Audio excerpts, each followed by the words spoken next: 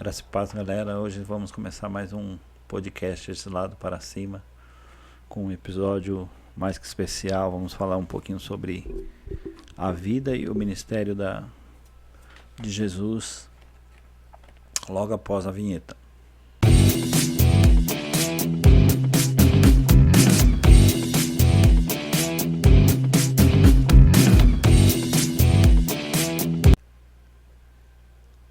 Fala aí, galera, beleza? Começando então mais um episódio para nós aí.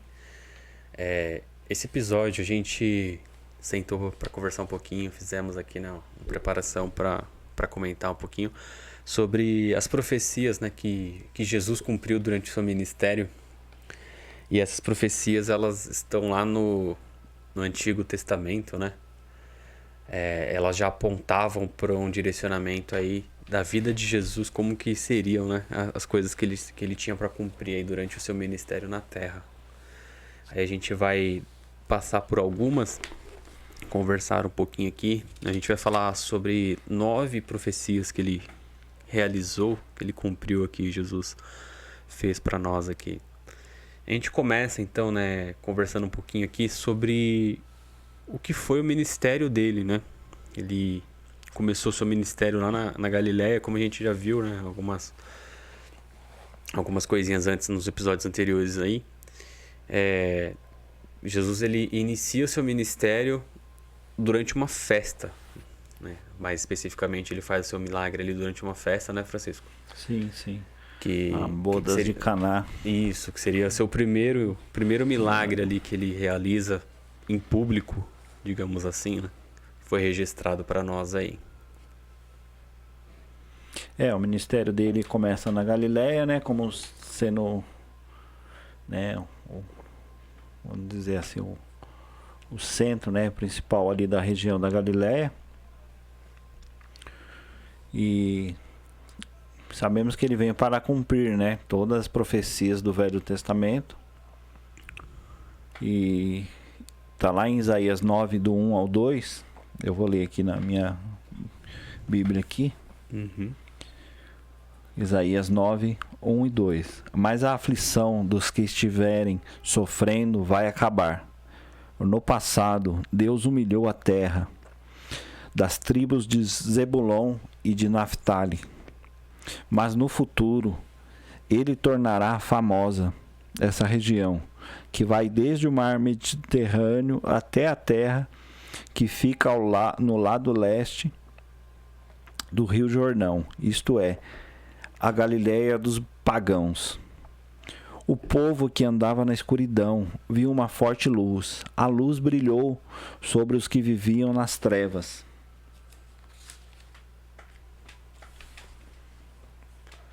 Até o 1 e o 2, né, que fala um pouco, né? O povo que jazia em grandes trevas viu grande luz, né? Você nunca vai ver a luz se você já está na luz, né? Mas para quem está em treva, uma frestinha de luz já é grande coisa. Mas a Bíblia fala que viu grande luz, né? É uma analogia interessante, né, que eles fazem aí. E eu não sei você, mas eu já trabalhei, né, num dos serviços meus que eu trabalhei. A gente tinha que passar por um túnel de trem, né? E era grande esse túnel, acho que dava 1,5 km, 2 km. E dava uma aflição você passar, porque era tudo cheio d'água assim escorrendo em volta. E era só a linha do trem. Nossa. E você só via uma frestinha lá no fundo. E parecia aquelas cenas de filme mesmo, aquele negócio bem pequenininho lá no fundo, tudo escuro. Quando você chegava no meio ali, dava um frio na barriga, porque você tinha que passar rápido, né? Que se viesse o trem, você tinha que correr. E você não via a hora de chegar o fim do túnel para você ver a luz, né? E conseguir sair daquilo, né? E sempre quando eu leio esse texto, me vem à memória isso, né? De um povo que vivia nas trevas, né? Fala de trevas, fala de aflição, de desespero, de tormento, de não ver o que está acontecendo em volta. E quando vem a luz, ela põe tudo às claras, né? Vê onde você estava, vê o que tá te prendendo, o que tá te sujando, né? E é muito interessante logo esse comecinho aqui falando sobre isso, né? Dá para a gente explanar muito só esse texto, né? De ver grande luz, né? Não é uma luzinha que se apaga, é uma grande luz que te faz correr para ela, né? Assim como né, os insetos são chamados para a luz, assim. Eu vejo essa luz assim que nos chama, né? A hora que você tem um contato com essa luz, você quer mais dessa luz, mais da presença de Deus. E falando disso, eu acho que foi o que aconteceu mesmo com eles lá, né? Porque Sim. se você... Depois que Jesus ele abriu o ministério dele, ele reunia, né, a galera, e eu imagino uma grande quantidade de pessoas, né, se reunindo para ouvir sobre o que ele tinha para falar, né, quando ele sentava ali com o pessoal para conversar. Eu imagino muitas pessoas, porque um ia falando pro outro, né, o pessoal, ó, tá chegando um cara aí, meu, e ele tá falando umas coisas aí, você precisa ouvir, vamos lá. E aí a galera ia se reunindo. Eu imagino essa cena, né? Da galera se reunindo. Os discípulos de João fazem isso, né? Ó, eles começam a seguir Jesus, né? O mestre deles é João Batista, falando, né? Isso. Eles vão lá e conversam com Jesus. Até então, quando João está preso, ele pergunta... vai lá e pergunta se é ele mesmo ou se nós devemos esperar outros, né?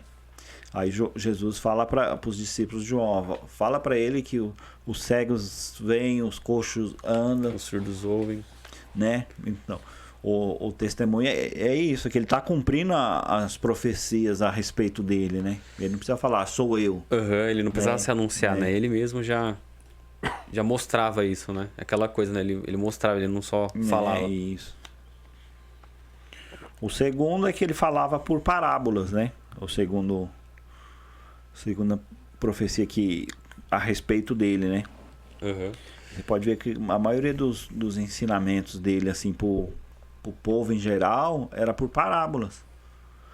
Quando ele se reunia com os discípulos, que eram os mais chegados ali, Sim. Ele falava, porque muitas vezes os discípulos não entendiam, né? E chamava, o que o senhor quer dizer com isso, com aquilo que você falou? A gente não entendeu, é para nós, é para outro. Sim. Aí ele começa a explicar, né? Bem didático mesmo, com os discípulos. E Francisco, eu sempre tive curiosidade, né? O que seria uma parábola? Parábola é uma como eu posso dizer assim? Uma metáfora? Seria uma metáfora, você falar algo por entre linhas, né? Quem está com o coração disposto, ela vai entender. Tipo assim, vou contar a parábola do semeador. Ele está falando pro povo, né? Porque o povo sabe como que é semear. Ele sabe que ele joga na semente lá e vai crescer. Ele sabe que vai ter animais que vão pegar, se ele cair onde não tem água, vai morrer, nascer, entendeu? Assim. E é assim. Ele fala numa linguagem como seria na linguagem de hoje. Quem eu vejo assim que fala bastante assim na linguagem de hoje, que pega bastante gente, é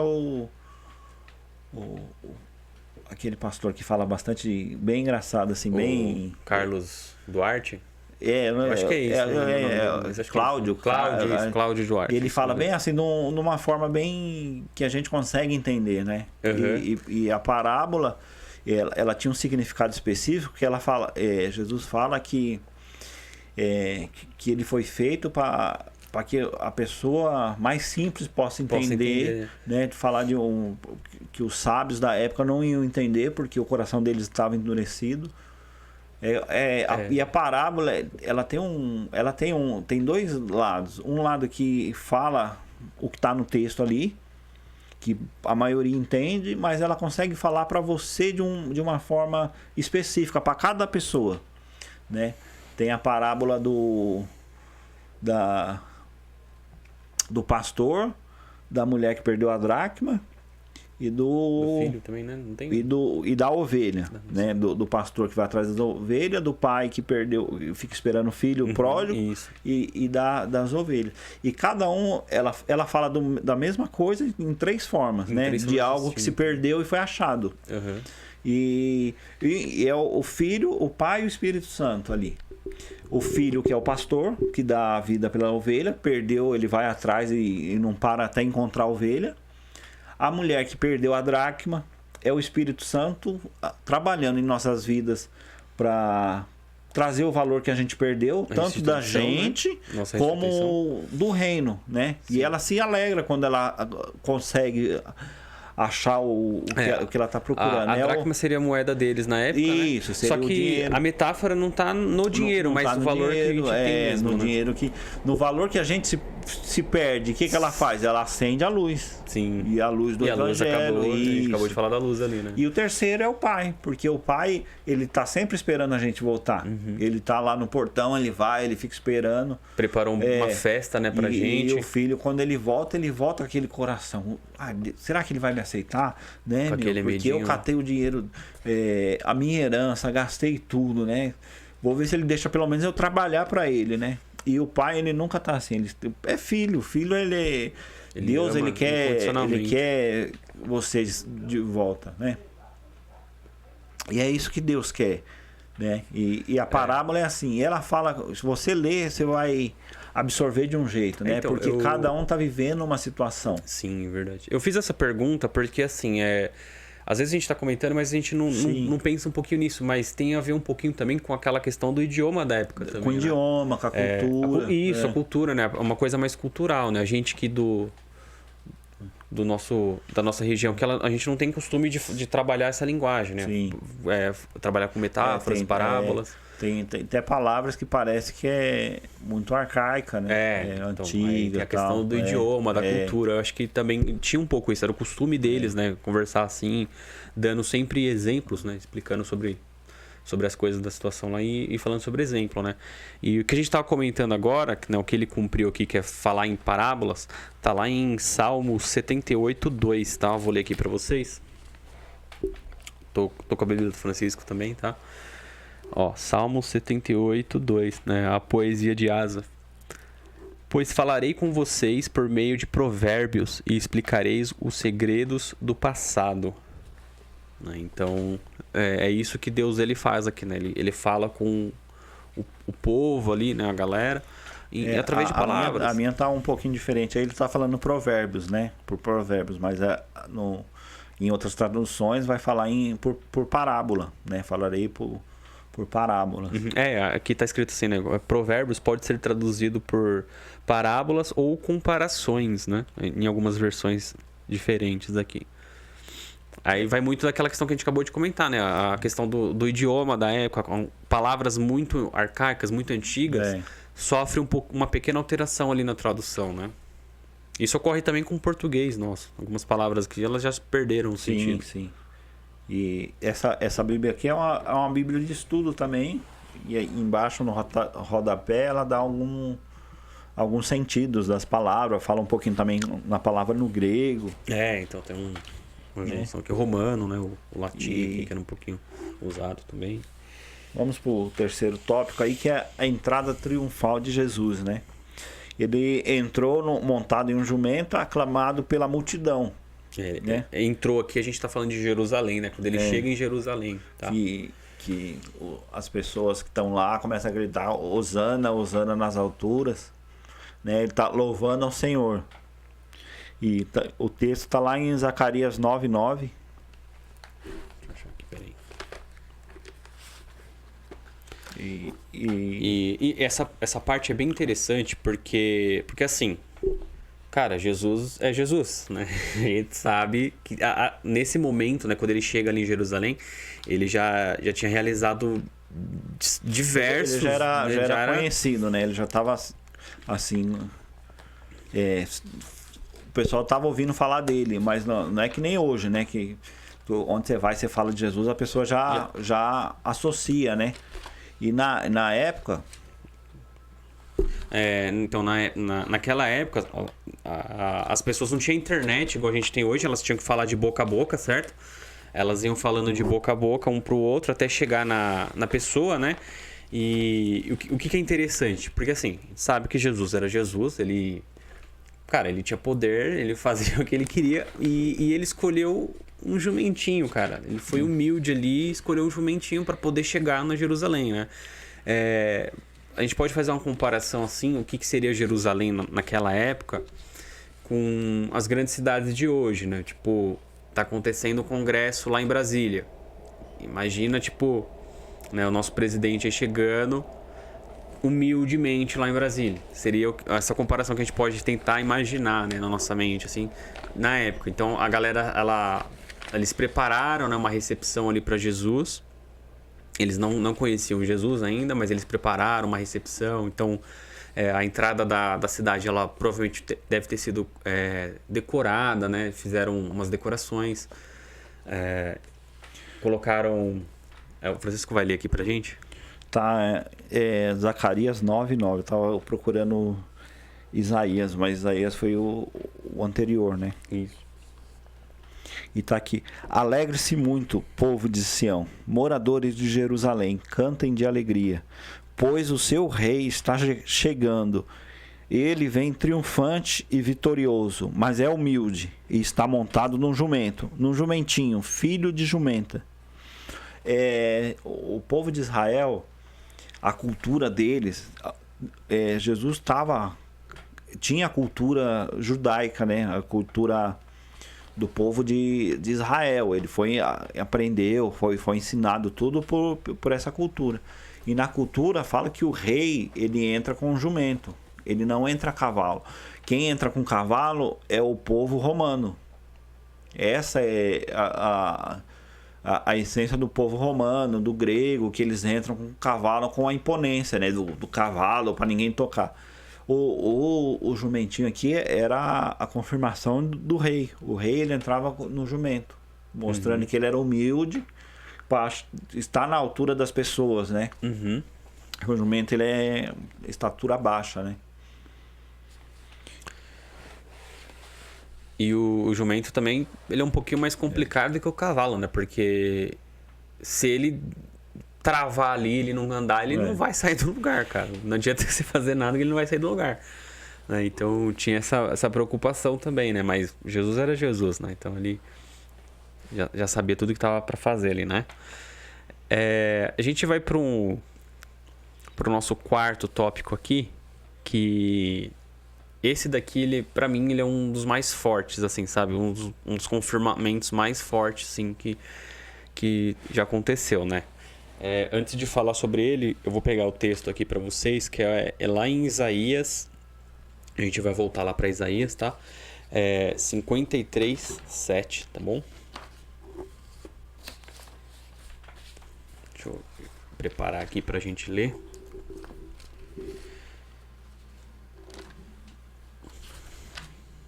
Vamos lá, Isaías 53:7.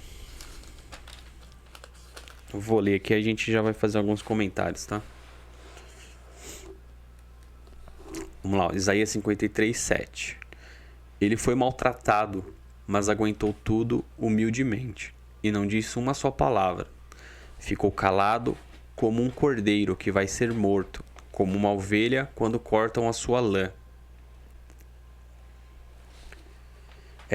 Essa confirmação aqui, né, que está lá em Isaías, a gente sabe que quando Jesus ele estava, né, prestes a ir para o Calvário, ele foi, antes de ser crucificado, ele foi julgado primeiro pelos romanos lá, né, Francisco? Sim, sim.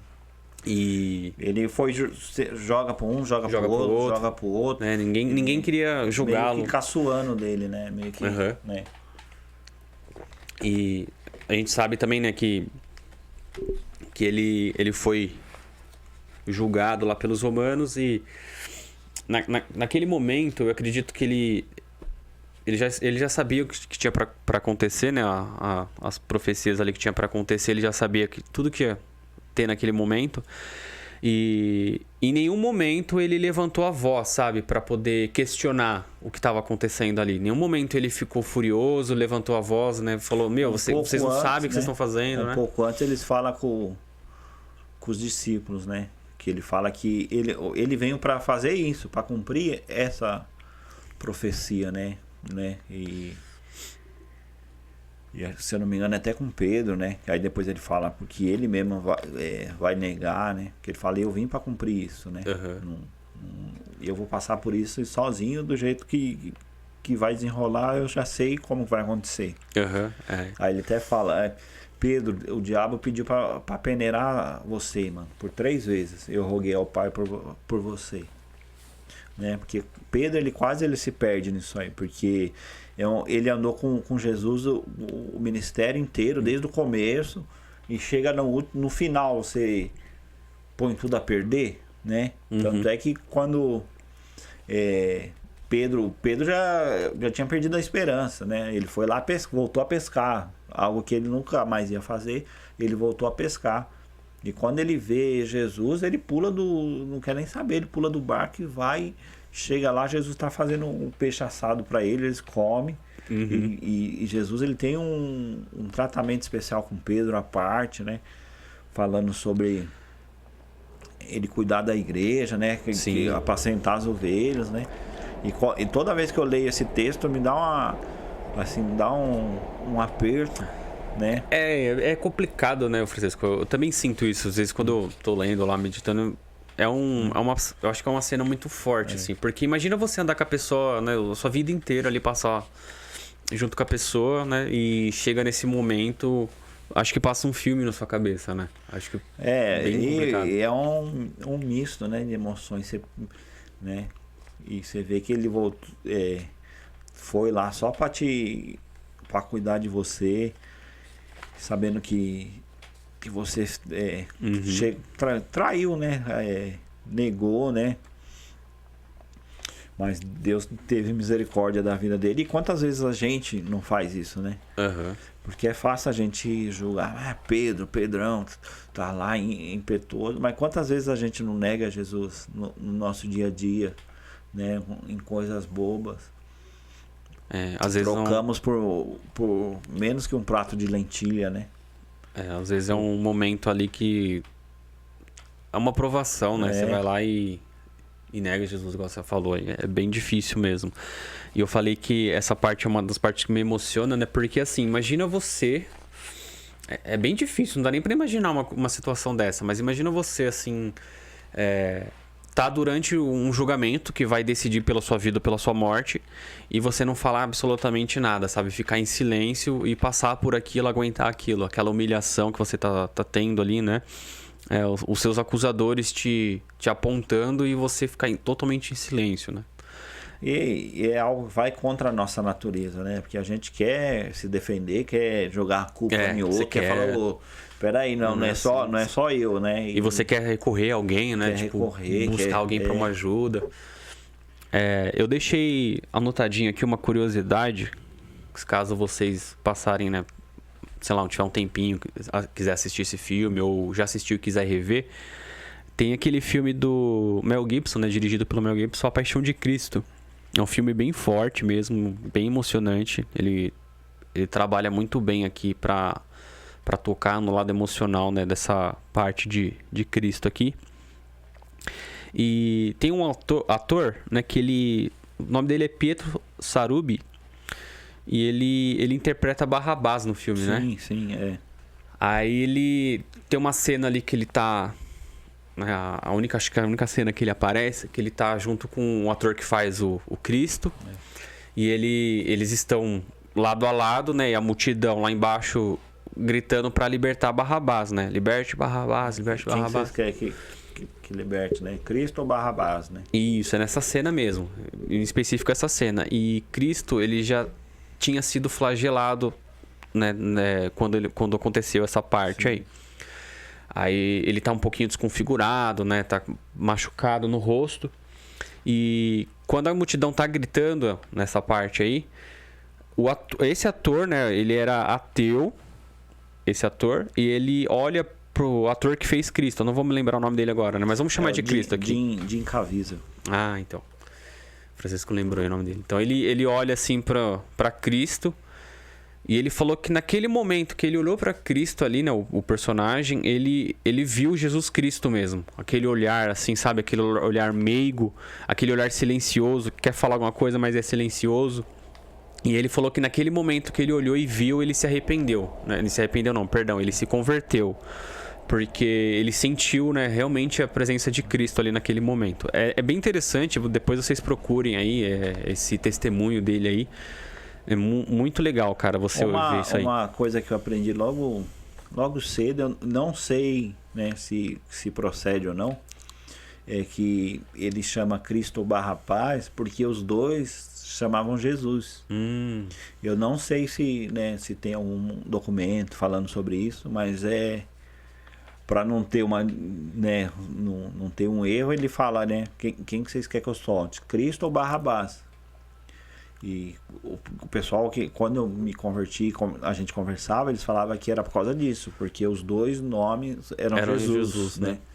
Por isso que ele deu essa guinada aí. Não sei se procede, né? Eu teria que pesquisar mais a fundo para saber. E outra coisa que me chama a atenção é que, se você ler o texto aí de novo pra gente, no finalzinho, que fala sobre a ovelha, o 53, 7, né? Vou ler aqui, ó.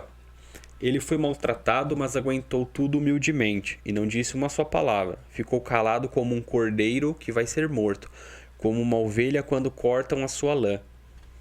O interessante de você, quem trabalha com ovelha, com essas coisas, né, com tosquia dos animais, fala que quando vai tirar a lã da ovelha, ela fica chorando, ela fica muda, ela não faz barulho nenhum, mas fala que vê as lágrimas saindo do olho dela, né? E é interessante, né? Porque tanto o novilho como a ovelha, né? Uhum. Essa analogia, né? Que sabe que vai, assim, vai fazer um maltrato, né? E ela não faz nada, né? Não tem nenhuma reação, né? Que nem você pega Se pegar um cachorro, ele vai avançar em você ali, ele vai tirar leite da vaca, se for outro bicho, outra pessoa, não consegue, né? E você vê que esses animais que falou aí, eles são bem mansos mesmo, né? Uhum. É uma analogia bem forte, né? E pra gente ver assim, ele confirmou isso, né? A profecia tá lá em Isaías. A gente vê o que acontece depois, mais pra frente, lá com Jesus, né? Vamos pra próxima aí? Tem mais algum comentário? Não, vamos pro próximo. Tá, então aí fica aí, depois vocês procuram lá o testemunho de Pietro Sarubi, tá? Se vocês colocarem lá no YouTube, eu acredito que isso aí são pós-créditos, né? Depois de um tempo, não sei de quantos anos, lançou uma edição especial do diretor. Uhum. Eu cheguei a comprar, eu tenho, é que não tô com ele aqui, mas vou pôr a foto. Ele é azul, esse DVD, né? A capinha dele é azul. O original, o primeiro que lançou, ele é todo vermelho com a capa de Cristo. Esse ele é azul, aí vem a edição do diretor e vem uma imagem assim, mais clarinha, com Jesus levando a cruz. E nesse DVD ele vem as extras só dos pós-créditos. E se eu não me engano, esse também já tá dublado também, né? Na primeira versão não era só hebraico só. Ele não tem dublado. Ele não é português, né? Não, ele não tem dublado por uma das coisas que o Mel Gibson falou para todos os distribuidores do mundo, que era para deixar no original. Era hebraico. Só pôr legendado. Né? Entendi. Ele não tem dublado porque ele faz um estudo, né, das línguas mortas, tudo. E uma das características que ele falou que era para não tirar, que senão ia tirar a essência do filme. Entendi. E ele não tem, ele é todo assim. Só que no Brasil, a da Universal lá, qual que é o canal? Univer Vídeos? Não, acho que é Record, né? Sim, achei que era o stream eles conseguiram conversar com o Mel Gibson, falou, no nosso país o pessoal tem problema com leitura, né? A gente é um país muito grande e tal. que ele fez? Ele autorizou o Brasil a fazer uma dublagem. A Record, ela tem os direitos desse filme dublado. Entendi. E por isso. E eles fizeram... não sei se você vai achar algum DVD dublado, né? Mas eu sei que a Record, ela conseguiu esse direito de fazer por causa do nosso povo, que tem bastante gente que não tem... Não vou falar que é analfabeta, né? Mas tem um grande problema com leitura, né? Assim, para... E se a gente parar pra pensar culturalmente, tá ficando pior ainda, né? Tá, A gente já conversou sobre isso em alguns episódios aí, com o avanço da tecnologia, as pessoas elas estão deixando de ler, de escrever. Tá piorando a situação, infelizmente. Mas se você colocar no YouTube lá os pós-créditos do filme, eu acho que tem a maioria. Tem um pouco de Jim Caviezel falando, né, como que foi para ele gravar, como que foi a expectativa, como que o Mel Gibson conversou com ele, falou para ele, ó, você vai gravar esse filme, mas eu quero que você pense bem, vai conversa com as pessoas, porque esse filme vai marcar a sua vida para sempre, né? Você vai sempre lembrar, o pessoal vai sempre lembrar de você desse filme. Você pode ter feito todos os filmes, eles vão sempre lembrar de você desse filme. E ele vai, ele também não tinha um conhecimento assim de Deus com essa profundidade, né? Tinha o básico, mas não era cristão, não era nada. Ele fala que como ele começou a estudar, entrar na vida mesmo de Jesus, ele falou que ele se converteu também, né? E também é bonita a história dele contando, né? Ele fala, aí tem umas curiosidades, caiu um raio nele, queimou toda a parte lá técnica. Nossa. Queimou tudo, ele ficou... Caiu, passou por ele assim, né? Mas ele falou que ele viu só caindo. Ele falou que ele sentia muito frio na cena, principalmente na cena da cruz. Porque a gente pensa que é calor lá, né? E lá chega a nevar também. Ele falou que ele passava muito mal. Assim, tinha muitos problemas de saúde, porque lá, né, não estava acostumado. Outro clima, né? Outra região. É difícil. Chegou a quebrar uma costela dele na parte dos açoites. Aí tem essa cena lá mostrando que às vezes o cara errava a mão, acertava de verdade. Acertava de verdade, ele levantava. Assim, você via até ele saindo todo torto. A hora que ele tá com os braços amarrados lá e tá os romanos batendo, acabou acertando algumas nele mesmo de verdade, né? Tem bastante cenas assim nesse DVD. Se vocês acharem, comprem, porque é bom. O filme em si já é uma produção bem forte, né? E você vê depois como que foi feito a pós-produção ali, é bem interessante mesmo. Tem muita coisa legal ali para se ver, né? Muita curiosidade bacana.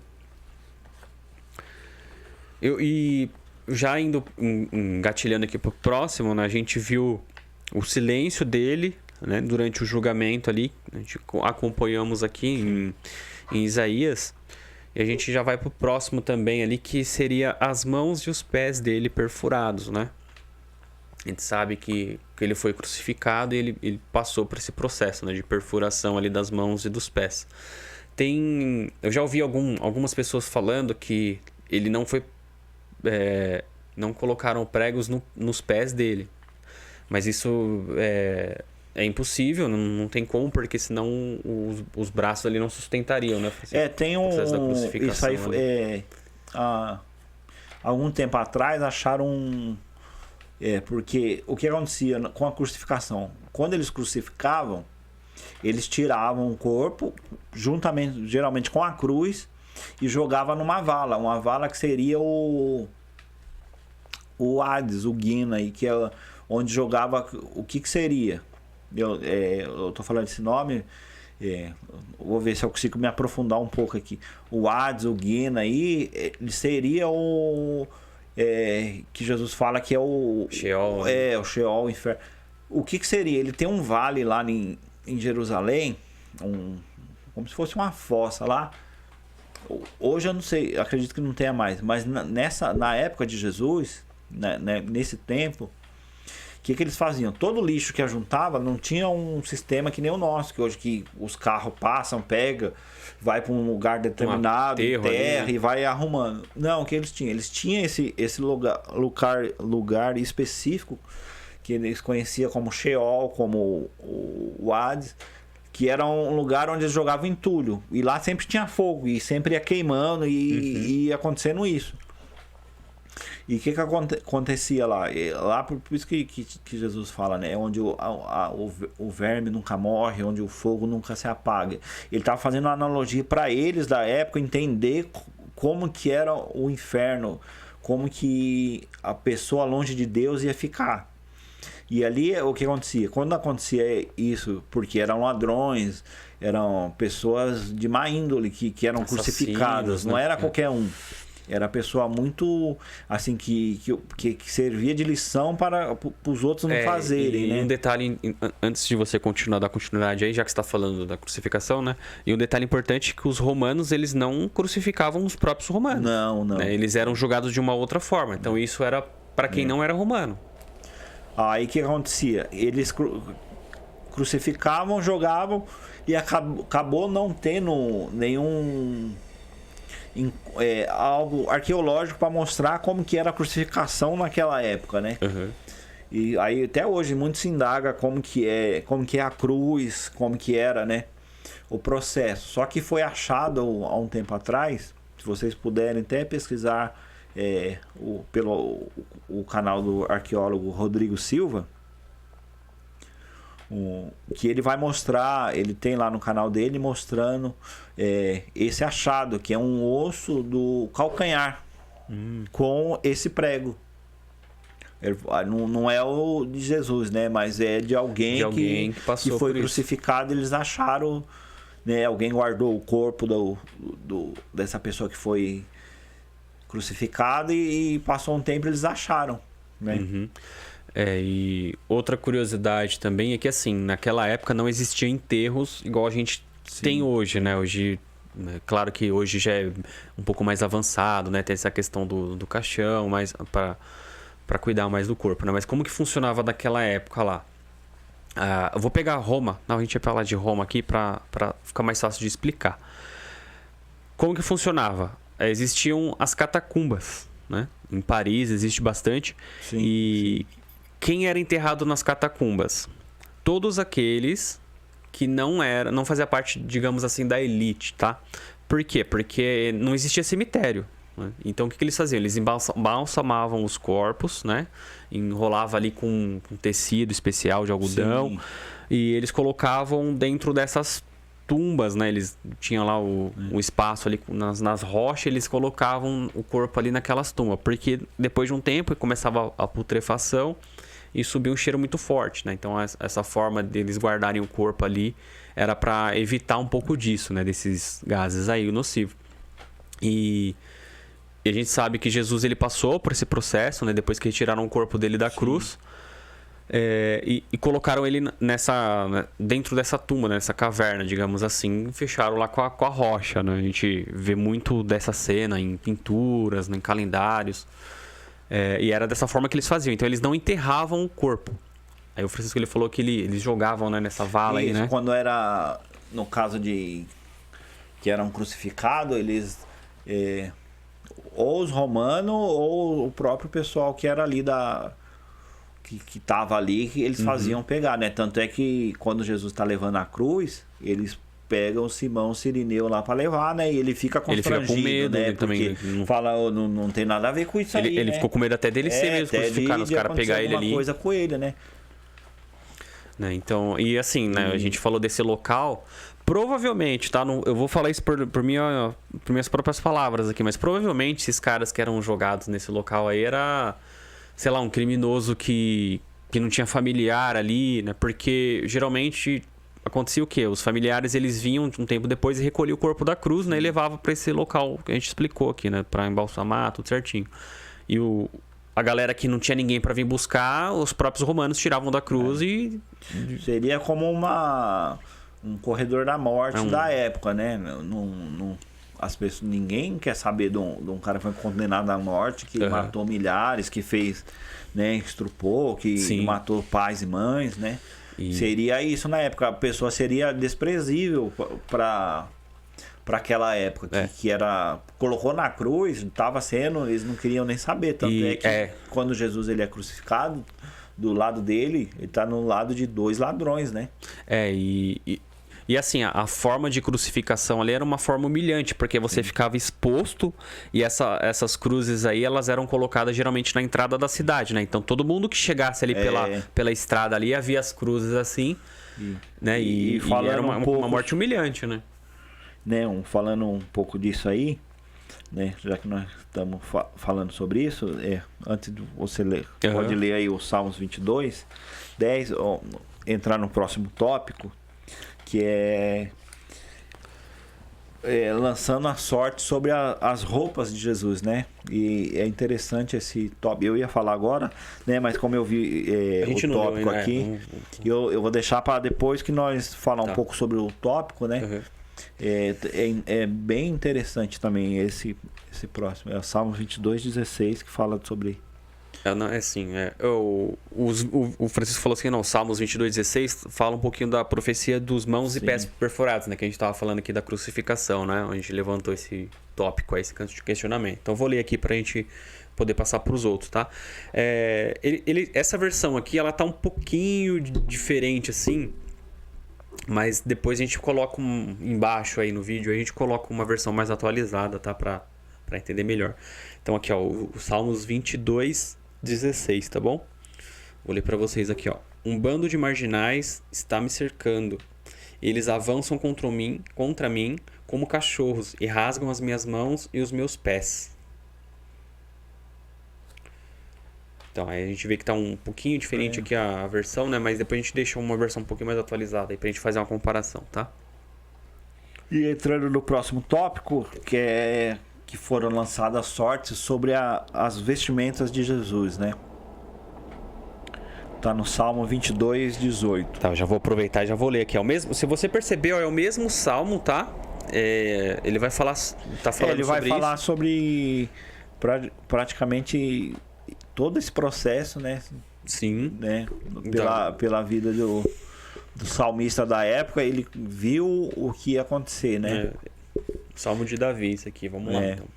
Ó, o mesmo salmo, tá? O 22 aqui, a gente leu o 16, agora a gente vai ouvir o próximo aqui, que é o... Qual que é, Francisco? 22:18. 18, perdão. Vamos lá. Eles repartem entre si as minhas roupas e fazem sorteio da minha túnica. Falando um pouquinho aí sobre as vestes dele, porque aí foram os romanos que lançaram sorte sobre a roupa para quem do pessoal que estava trabalhando lá, que levou ele, ia ficar com a roupa, porque a roupa dele era cara. Não assim porque ele esbanjava, porque essa roupa dele é roupa sem costura, né? E era quem tinha assim muito poder de aquisição na época, ter uma roupa assim. A roupa dele, pro pessoal querer, porque ela era muito boa, né? Uhum. E sabiam que ele não ia usar, né? Que ele ia ser morto, né? Não iam vestir ele pra jogar lá no Sheol, né? Depois, se vocês quiserem pesquisar um pouco mais sobre o Sheol, é bem interessante, né? Falando também um pouquinho dessa roupa aí, isso aí também, né? Como artista, agora falando como artista, eu não tenho certeza, mas possa ser que sim. Uma das coisas que pode ter encarecido também essa vestimenta dele é a cor. A capa que eles colocam, que coloca nele lá e fica zombando nele, isso, né? Porque o que acontece, né? Alguns pigmentos na época, isso até hoje em dia, eles são mais raros de se encontrar, são um pouquinho mais valiosos, né? Porque é mais difícil de você obter, é mais difícil de você preparar esse pigmento. E dependendo da cor da roupa que a pessoa usava esse pigmento, ela se tornava um pouquinho mais cara, né? Tem algumas bíblias que falam, né, que é de carmesim, né? Então. Que é um pigmento muito caro, né? Se não um dos mais caros da época. Então, é bem... Pode ser isso um dos fatores que tenha alavancado aí o preço, vamos dizer assim, né? E outra curiosidade falando sobre isso ainda é que a gente ouviu aqui que eles fizeram sorte, né? Um sorteio. Sim. E o sorteio que eles fizeram era através de dados, né? Tinha um costume dos romanos lá que era jogar dados, era um jogo deles, né? De aposta. Lá eles jogavam dados, né? Colocavam um dado num copinho feito de couro de animal e jogava e eles tinham que adivinhar que número que era, né? Se era, sei lá, se era par, se era ímpar. E aí esse era um jogo deles. Provavelmente esse foi o método de sorteio deles também, né? Tipo, eles usaram os dados ali para poder sortear essa roupa aí. Uma questão de curiosidade mesmo, né? E falando sobre a vestimenta, né, aqui, né, algo interessante, porque a vestimenta deles era, como a gente falou, era completa, né, não era, assim, calça, camisa, cueca, meia, não era, era uma só. Era uma túnica, né, Quer dizer, grande. quando tiraram, deixaram ele nu, né, a gente nunca vai ver uma pintura, alguma coisa, colocando isso, mas ele ficou nu, né. E tem um canal, se eu não me engano, é Tiago, do Dois Dedos de Teologia. Ele faz ele esmiuça esse texto e fala de tudo, fala o que acontece na mente, tudo. E ele, se eu não me engano, esse vídeo que ele faz foi até, se eu não me engano, foi para a revista Veja. Alguém catou assim e fez uma matéria com o que ele falou. E é interessante porque Desculpa. você assistindo esse vídeo, tudo, o contexto, ele põe que Jesus ele foi abusado sexualmente ali, né? Porque ele foi desnudo na frente da família, dos amigos, né? E na mente do ser humano, você ficar desnudo com amigos... É uma vergonha, né? Seria no psicológico um abuso sexual, né? De uma pessoa com outra, né? E é interessante isso aí, né? Porque às vezes acontece coisas com a gente e fala, mas Jesus não passou por isso, não, né? Não tem como ele saber. E você vê na vida dele, ele foi traído, ele foi, né? Rejeitado, humilhado, né? E acaba a gente vendo que ele não guardou nada assim, né? Ele podia, né?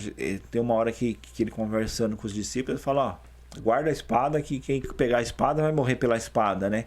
Ou você não acha que eu podia falar com o pai vir com os anjos aqui, acabar com isso aqui de uma vez, eu voltava pro pai e vocês já era, acabava, mas eu não quero isso, né? E a gente muitas vezes não entende essas coisas, meu. E vive numa mesquinhez, cara, tão grande. E falando das vestes, Jesus fala na parábola lá da roupa, né? Que não se põe vinho novo em odres velhos, e nem põe remendo novo em roupa velha, porque você vai estragar a roupa velha e vai ficar maior. O que ele quer dizer nessa parábola? Do vinho a gente sabe, né? Porque você tem que pôr a gente acho que até falou um pouco disso. Falamos sim. Você colocar o vinho novo no odre novo, porque ele vai fermentar e vai ter aquela pressão, ele vai aguentar. Se você colocar num velho que já teve essa dilatação, ele vai estourar. O da roupa, ele tá falando... O Felipe tá com a blusa aqui. A blusa dele já tá sem botão, velho. Eu comprei uma roupa nova para ele e dei. E essa aqui rasgou, o botão tá ali. Ele pega e cata a blusa, ou do mesmo valor ou mais cara, arranca só o botão e a parte que tá rasgada e troca. Eu falei, não é sensato isso, né? E ele fala com o povo, né? Eu tô com a camisa rasgada. Eu ganhei uma nova, eu vou continuar com a camisa rasgada. A rasgada já era. Né? Você joga acabou, fora, né? E põe a nova, né? E assim é a nossa vida. Você ganhou uma vida nova em Jesus Cristo. Você não vai querer ficar remendando a velha. A velha esquece. As coisas já se passaram e tudo se fez novo, né? Precisa ficar remoendo com coisas passadas, né? Passado, né? Fica... no passado, a gente vai viver a vida nova aí que Deus nos deu. E essas coisas que aconteceram aqui, alguém foi uma uma testemunha ocular, né? Que escreveu, né? Viu, ó, aconteceu isso, né? Com a roupa dele, né? Porque, assim, também vamos pensar um pouquinho o lado dos romanos ali, né? Os caras são soldados que estão ali trabalhando. É o trabalho deles. Era algo que eles faziam 3, 4 vezes por dia, sim, né? Sim, pra eles era ali, mais um, né? Tinha que bater. Então, eu acredito que eles não tinham noção ali de quem que era Cristo que estava chegando ali naquele momento. Era mais um que ia chegar para receber o castigo dele. E tá bom, vamos cumprir aqui o castigo. Ah, ele vai precisar das roupas? Não vai precisar. Então, vamos sortear aí para ele quem vai ficar, né? Depois a gente pode vender, pode trocar aí por uma mercadoria. Eu acredito que esse foi o pensamento dos caras na hora ali, né? Eles não tinham noção, assim, de quem que era aquele cara que tava chegando ali agora. Pô, aquele ali é Cristo, né? Vamos pegar leve aqui com ele aqui. Não, eu acho que eles tinham que cumprir o trabalho deles, querendo ou não, né? Era a função deles tanto ali. É que eles já ficavam lá só esperando, né? Tanto é que acho que eles, tipo assim, tinham o horário deles lá. Pelos relatos, eu acho que eles tinham banheiro lá, tinham tudo lá perto ali. Sim. Próximo, né? E é um pouco do próximo tópico que nós vamos falar aqui sobre Salmo 69, 21. O Felipe já está aberto aqui. Eu vou ler aqui para vocês, tá? Então, vamos lá, Salmo 69, 21. A gente está chegando no sétimo tópico aqui do episódio de hoje, né? Das profecias que ele cumpriu. Essa, então, é a sétima profecia que ele cumpre, né? Também lá na cruz, tá? Que é o vinagre com fel para beber, né? Essa versão aqui também, ela tá um pouquinho diferente aqui, mas a gente vai explicar um pouquinho e vai entender melhor, tá? Quando estava com fome, eles me deram veneno. Quando estava com sede, me ofereceram vinagre. Então, assim, Jesus, quando ele foi crucificado, ele não morreu instantaneamente ali, né? Ele ficou um tempo lá ainda crucificado até chegar o momento ali. E nesse tempo que ele ficou crucificado, ele se sentiu sede, né? Ele teve sede ali na hora. Vocês puderem... Eu só não lembro qual canal que faz do que Jesus morreu, né? E... eu não lembro se é um desses canal aí, não sei se é Discovery, History, qual que faz, né? E faz o que aconteceu com o corpo dele para ele ele teve uma morte cardiorrespiratória, né? O coração dele parou e eles pegam todos os passos que tem na Bíblia e fazem esse passo a passo até mostrar como que ele morreu, que ele teve uma inflamação num tecido que cobre o coração. Por isso que quando fura o coração, com a lança lá, sai água e sangue. Porque é um tecido como se fosse uma bexiga que envolve o coração. É uma membrana, né? Provavelmente ele caiu com a cruz, alguma coisa assim, e pressionou próximo do peito. Aí é muito interessante esse tem no YouTube que eu assisti há algum tempo, eu vou ver se eu acho e deixo o link lá depois, né? Na descrição aí. O que acontece? Aí eles fazem, né? Que é como se uma pessoa batesse um carro a 50 por hora sem o cinto. É o mesmo impacto porque dá era uma tora gigante, né? Pesado aquilo que ele carregou. Aí de, no mínimo, 80 quilos, né? Porque a gente não sabe, assim, com certeza que era. Mas era muito pesado para ele ter que... Os romanos não levaram, teve que parar alguém lá para carregar a cruz. E mostra, né? E aí ele fala que quando teve esse impacto, o coração ele apertou. E na hora que aperta, ele, né, dilata. E continua bombando sangue. Só que o que acontece? Quando ele bombeia, faz isso 2 vezes, né? Ele abre e o coração bate. Isso, ele abre e o coração bate. O que acontece? Essa, vamos supor assim, que é como se fosse uma bexiga, essa membrana que envolve o coração, ela começa a encher com sangue e com água, porque vai entrando em volta do coração e cada vez vai ficando pior. Tanto é que ele não consegue mais andar, né? Carregar a cruz. Por quê? Porque é muito esforço. É doloroso, né? E ele começa a perder a sensibilidade. E acontece isso, o coração dele vai batendo, vai enchendo cada vez mais de sangue e água, né? E vai acontecendo isso. E tanto é que quando acontece que os romanos vão lá para ver quem estava morto ou não, dos outros dois eles quebram as pernas para eles morrer sufocado. Quando ele vai lá, ele vê que Jesus já está morto. Aí para ele verificar, ele espeta com a lança, que é onde sai, ele fura, acerta na direção do coração, né? Acerta essa membrana que está protegendo, que sai o sangue e água. Bem interessante, né? Mas voltando aí pro vinagre, eu vou ver se eu acho a imagem aí e vou pôr aqui. É a imagem do banheiro romano. Se você pesquisar aí, pesquisa aí. Banheiro romano na época de Jesus.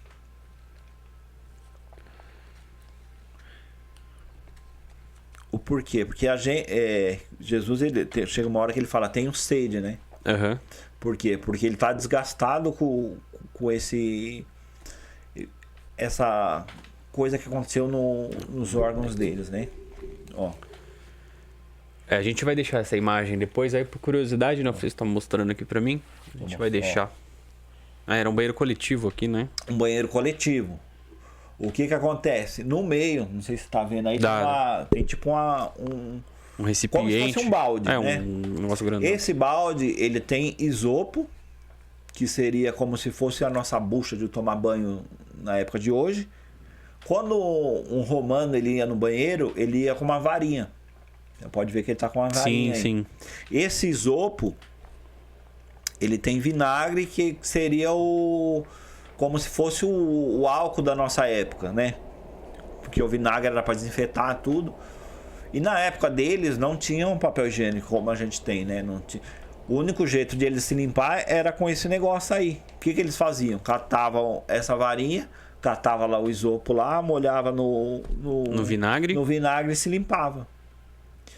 Muito tempo eu lia esse texto, eu imaginava assim que o cara na aflição ali de vendo Jesus com sede, ele pegou a primeira coisa e para dar na boca dele, né? Mas por que ele ia dar com esse isopo?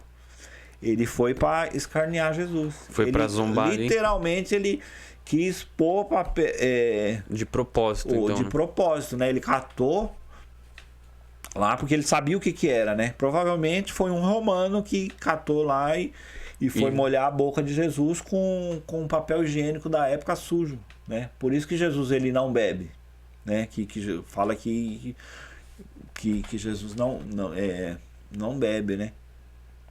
E é algo bem forte, né? Você, como se tá com sede lá, a pessoa pegasse a água da privada para te dar, pra né? te dar, é bem...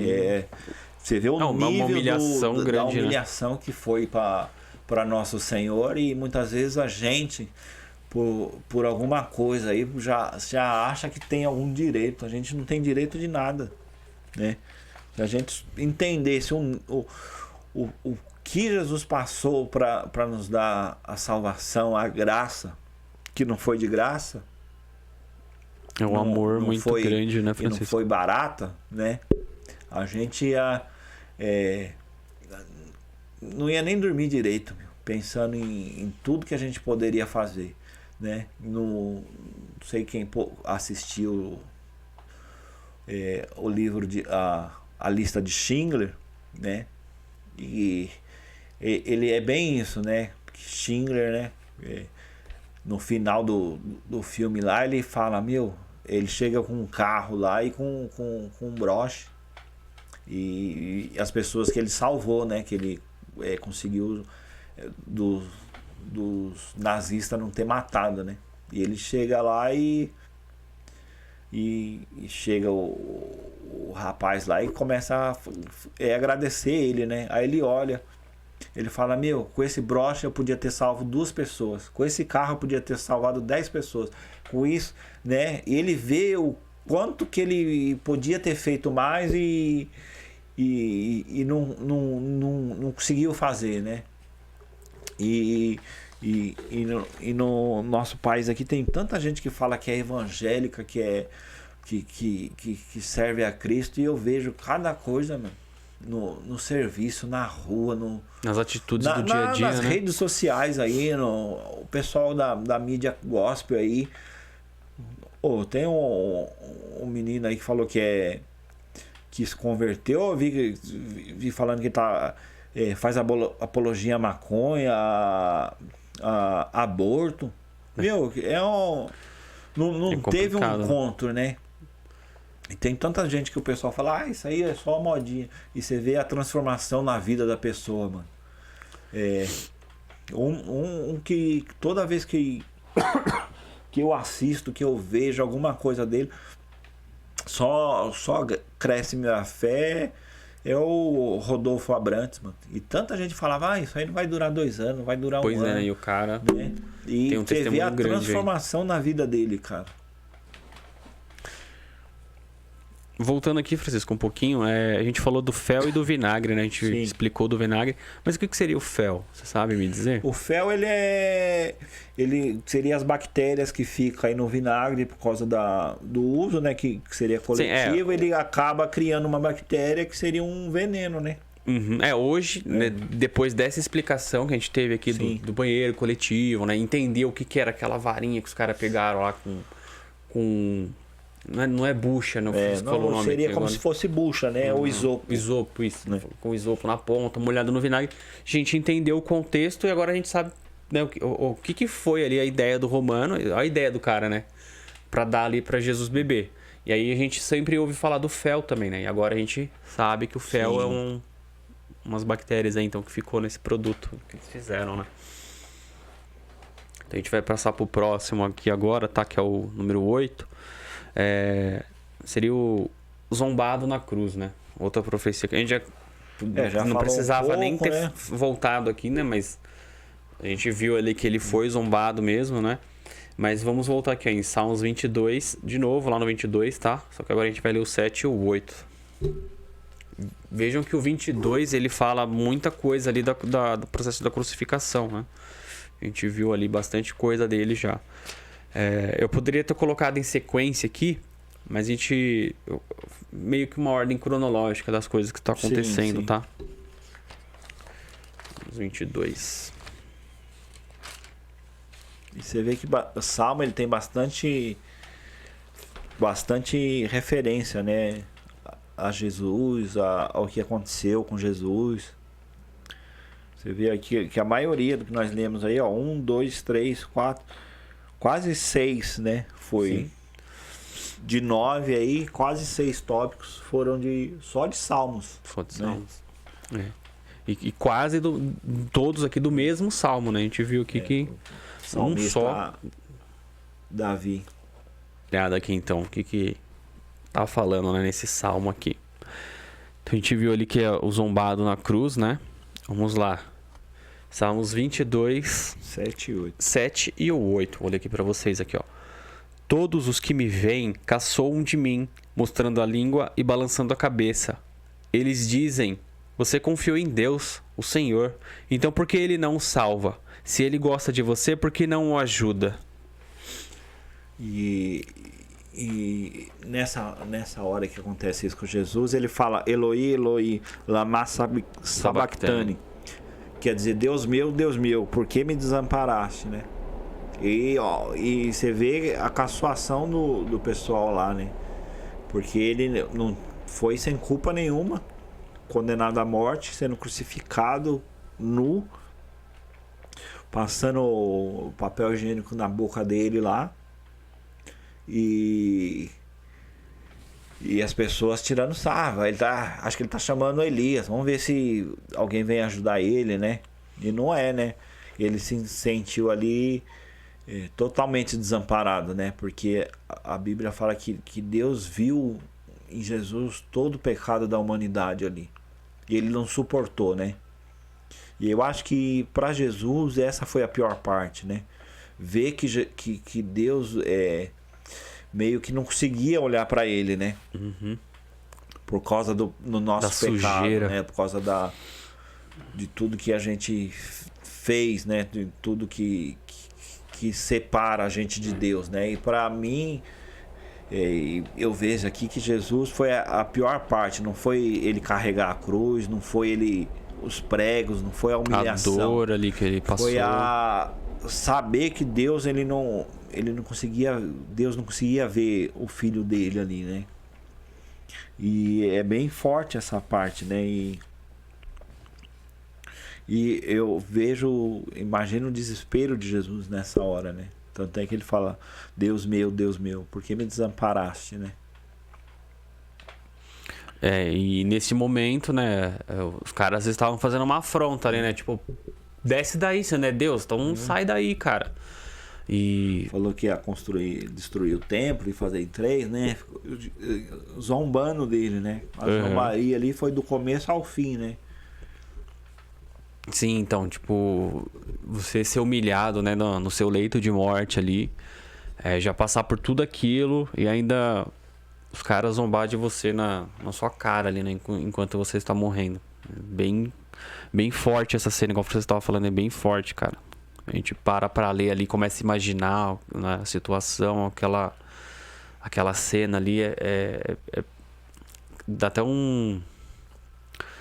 é uma emoção muito grande, cara. É meio indescritível, né? Porque a gente fala, né, a gente sempre se põe como fosse ajudar, né? Falar, não quer fazer isso, né? Sim. E você vê que não tinha um que tava ali, né, tentando mudar a situação, né? Tem os que estavam acompanhando de perto, que é o filho a mãe de Jesus, né? As mulheres que seguiam ele. Eu acredito e João, né? Acredito que Simeão também devia estar ali, porque ele parou para ajudar lá, né? Para carregar a cruz. Então porque muitas vezes a gente, né, se põe, não. E você vê que a grande maioria estava fazendo isso, né? Mas se a gente parar para pensar hoje também, né, Francisco? Por exemplo, o cara briga ali no trânsito, já quer acabar com a vida do outro, e ele não se põe no lugar, né? Ele não se coloca no lugar para tentar entender o que tá acontecendo. Se colocasse na pele do outro, a gente não ia brigar, não ia ficar essa fila que não anda, não sei o quê, né? Ia se pôr, né? Mas não, pode ir, você tá precisando, pode ir. E às vezes o cara, sei lá, ele perde o emprego, né? Ele causa um acidente ali, se machucou, o outro vai lá e faz uma graça ainda, né? Debocha. E algo que eu tenho aprendido, né, cada dia mais é isso mesmo, se pôr no lugar da pessoa. Você não sabe o que a pessoa está passando. A gente não sabe o que aconteceu, né? Eu vi uma história, acho que foi Luciano Subirá, ele fala que estava no trem, né, não foi ele, né, ele falou que ele ouviu essa história, que ele tava um rapaz no trem, com umas 3, 4 crianças fazendo uma baderna no trem, aquela maloca, aquela alegria das crianças, né? Não sei quem já andou com criança no trem. Criança é maior alegria andar no trem, né? Aquela felicidade, corre, quer ver a janela, né? E o cara se incomodou com aquilo, meu. Eu falo, já que ninguém vai falar, eu vou falar, mano, você não tem educação, não? Dá educação pros seus filhos, tá vendo a maloca que eles estão fazendo? Aí ele fala que o rapaz olhou pra ele e falou: o que eu vou falar pra eles? Se eles acabaram de vir do enterro da mãe. Nossa, né? Mano. Como que você vai, né? O que eu posso falar pras crianças que estão vindo do enterro da mãe, cara? É o tempinho ali que elas distraíram, que não tá pensando. Não tá pensando naquilo. Né? E muitas das vezes acontece isso com a gente, né? A gente não sabe a dor do outro ali, né? Não sabe o que a pessoa tá passando, a gente vai com a mão cheia de julgamentos, né? Emociona, mano. Francisco se emocionou aqui. Emociona mesmo, porque eu já passei por isso, cara. Já passei por isso, tipo, chegar cansado assim, sabe? E a pessoa não saber o que você passou o dia todo. E aí a pessoa vai lá e te humilha, sabe? Você já tá destruído e a pessoa vem e te humilha. Aí, o que você vai falar pra pessoa, cara? O que você vira e fala pra ela assim? E Jesus ali, ele foi sábio, ele foi paciente, ele foi amoroso, porque a gente viu ali, Jesus era Jesus, cara, ele poderia acabar com aquilo, ele nem precisava ter passado por aquilo, nem precisava ter passado por aquilo. E a gente, assim, a gente não tem poder pra fazer nada, a gente tem que aguentar, às vezes abaixar a cabeça, engolir, né, a gente engole bastante. E cara, assim, um conselho forte aí pra vocês. Tentem se colocar no lugar da pessoa antes de você abrir a sua boca. Porque às vezes você pode cutucar uma ferida ali, né? O Fresco deu um exemplo magnífico aqui agora, que a gente ouviu. Você não sabe o que a pessoa passou, cara. Você não sabe como foi o dia dela. Você vai lá e vai humilhar ela mais ainda.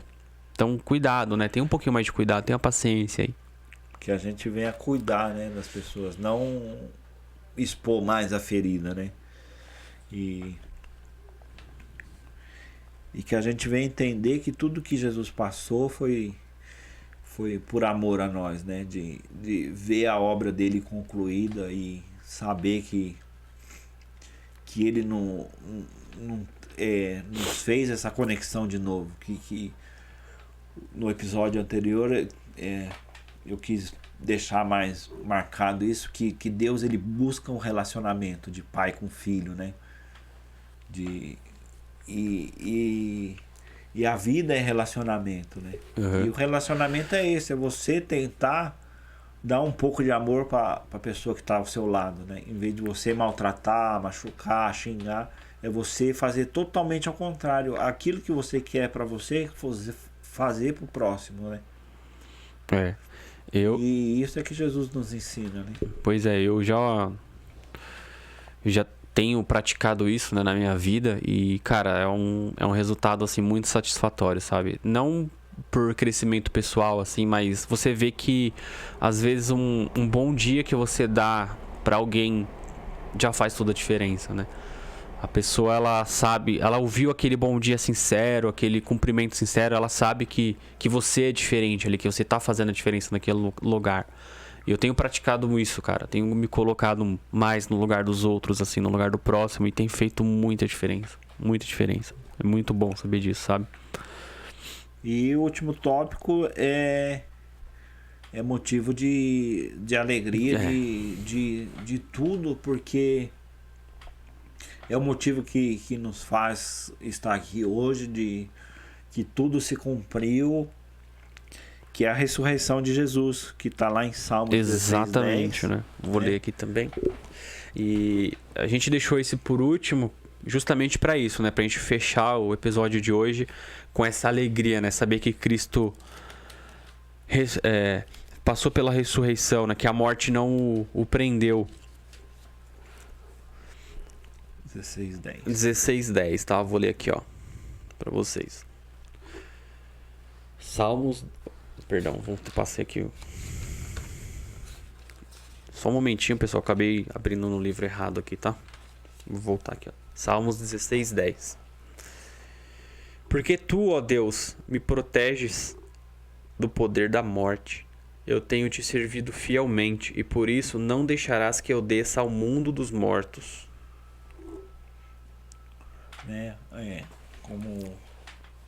Como um acordo que a gente conhece, né? Jesus ele morreu e antes de ele morrer ele sempre falava, né, que ele em 3 dias ia ressuscitar, tudo. E você vê que alguns discípulos eles não entendiam isso direito, né? Como que ele vai ressuscitar, né? Mas Jesus ele já vinha mostrando que ele tinha poder para isso, que ele ressuscitou algumas pessoas, ressuscitou até Lázaro, que já tinha passado por esse estágio, né? Já estava se decompondo, quando abre o pessoal fala, tá até fedendo, mano, né? Não deixa quieto isso aí. Foi aquilo que a gente viu um pouquinho antes, né? Eles balsamavam, guardavam lá, não enterravam, né? Eles guardavam lá. E Jesus, ele ressuscita e fica 40 dias, né?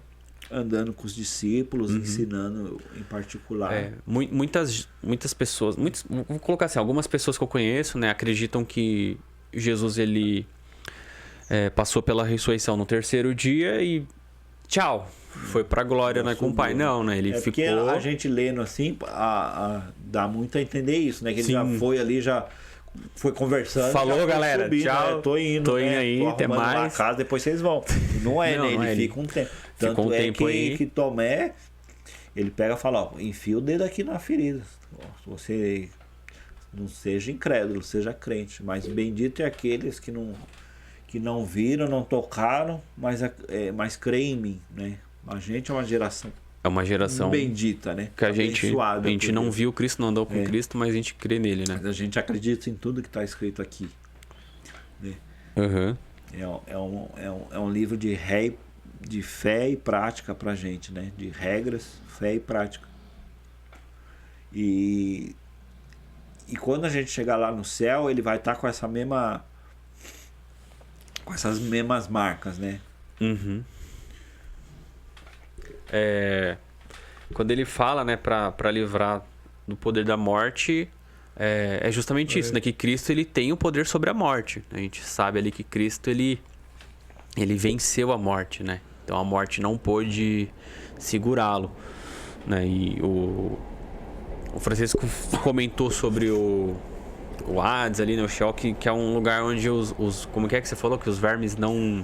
Que o verme nunca morre, que o fogo nunca se apaga. Então, o verme nunca morre, o fogo nunca se apaga, né? E um dos processos de putrefação aí do corpo do ser humano é justamente os vermes começarem a decomposição da carne, né? E os vermes não tocaram em Jesus. A gente sabe disso porque ele ressuscitou e ele estava impecável, né? Não passou por esse processo. E nós chegamos ao fim aí desse podcast, né? Mas queria deixar aí para vocês que a gente já falou um pouco, né? Que tudo isso que Jesus fez foi para que a gente pudesse ter comunhão de volta com Deus, né? Como foi no jardim, né? Na viração do dia, Deus vinha, conversava com Adão, né? E Deus, ele quer isso da gente, né? E através dessa obra de Jesus, a gente pode ter essa comunhão a qualquer horário. Não fica específico a um horário, a um rito, a um local específico, né? E por mais que a gente, né, faça planos assim, né, de manhã eu vou ler, vou orar, vou conversar com Deus, vou buscar na hora que eu chegar, na hora do almoço, né? Deus, ele não se limita ao nosso tempo e espaço, como a gente conhece. Ele, a qualquer horário, no banheiro, tomando banho, fazendo as necessidades, em qualquer local, mano, você tem ali, você pode conversar com Deus. Dirigindo, e ele, né? Tá ali do seu lado, meu. Que a gente venha ter esse entendimento, que através do seu Espírito Santo, ele está ali para nos ensinar em qualquer local, né? E ele está aberto, né? Está aberto, né? Ele quer conversar, ele, por mais que ele saiba tudo que passe com nós, ele quer esse relacionamento. Sim. Né? Como eu falei lá há um pouco tempo atrás aqui, sobre o pai que espera o filho pródigo, né? Ele não quis saber do jeito que o filho tava. Ele já abraçou, beijou, já traz a roupa para ele, põe traz o anel dele, põe sandália. É meu filho, né? Imagina aquela saudade que ele tava do filho, né? Eu ficava imaginando ele esperando ali, ia na janela, olhava e nada, e aquela esperança de ele cair em si e voltar, né, todo dia. E quando ele vê, ele não olha pro... Ele fala, não, ainda bem que ele veio, ele tá bem, né? Ele caiu em si. Então, igual eu falei, né? Imagina a saudade do pai que tá esperando o filho ali. É Deus, cara, ele tá te esperando o momento ali de você voltar pra ele, correndo pra ele, pra te abraçar, né? Pra demonstrar o amor que ele tem por você. E é isso, cara, volta lá, né? Volta, porque ainda dá tempo de você voltar, corre pros braços dele, peça perdão e que ele vai te receber com todo o amor e carinho, né? Antes da gente fechar aqui o episódio de hoje, no episódio passado, foi um episódio especial aí pra vocês. A gente vai deixar o linkzinho aí pra você assistir lá, se você ainda não assistiu. Sim. Mas eu queria fazer uma recomendação, Francisco, de um livro para aquele episódio em si, tá? A gente, sim, voltando aí, eu fazer aqui um livro que eu quero recomendar para aquele episódio. Se você assistiu o episódio, eu recomendo esse livro para você, então, tá? O livro se chama A Alegria Vem Pela Manhã. Eu não lembro o nome do autor agora, eu tô tentando buscar aqui na memória, mas eu vou pedir pro Francisco deixar assim que aparecer aí, vai deixar o nome certinho para vocês, tá? Ele é um livro muito bom, porque a gente tava falando sobre Setembro Amarelo, né, que é um mês aí de uma campanha sobre a prevenção de suicídio.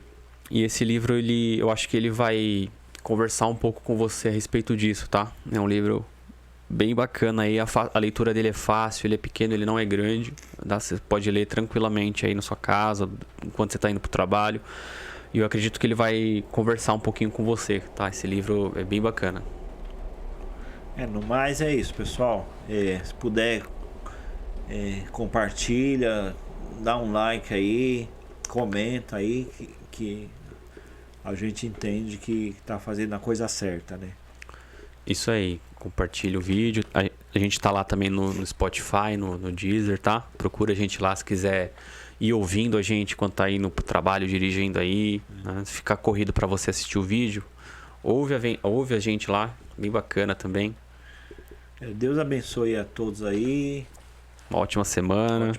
Fiquem em paz. E saiba que Jesus ama a gente. É isso aí. Não foi algo que foi acontecendo, né? Ele sabia desde o princípio. Ele estava lá, ele sonhou com a gente, ele sabia onde você ia estar hoje, onde você estaria ouvindo esse episódio, como Deus ia falar no seu coração, né? Saber que Deus, ele sabe de todas as coisas, né?